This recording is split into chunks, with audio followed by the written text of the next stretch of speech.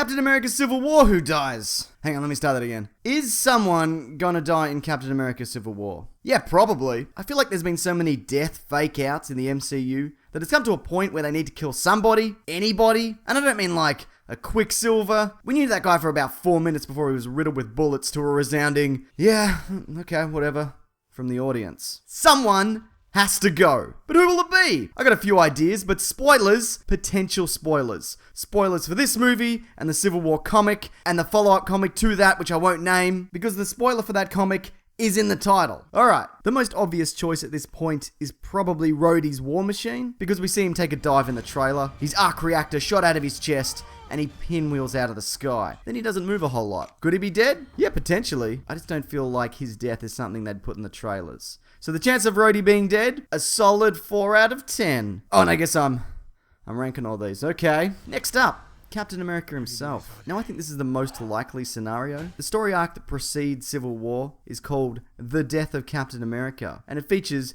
the death of Captain America. I mean, he comes back eventually because, you know, comics, but Bucky ends up taking on that role for a few years. A lot of the factors that lead to his death are present in Civil War. The Superhero Registration Act, HYDRA, Crossbones, another person close to Steve Rogers who's involved that I don't want to spoil. I'm going to give the chance of this happening a 9 out of 10. I'm not going to give it a 10 because I don't want to look like an idiot when this doesn't happen. And if there's one thing I hate, it's making a mistake and looking like an idiot. Next up, Bucky, the Winter Soldier.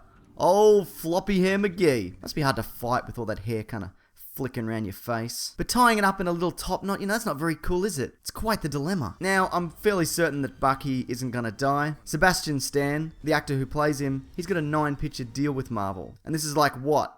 Number 3? But it does look like we see a person lying in the background here with their left arm torn off. It looks a lot like Bucky, plus his left arm is his metal arm. So I think that is him lying there. I just don't think that he's dead. Maybe Tony Stark just tore it right off him. So chances of being dead?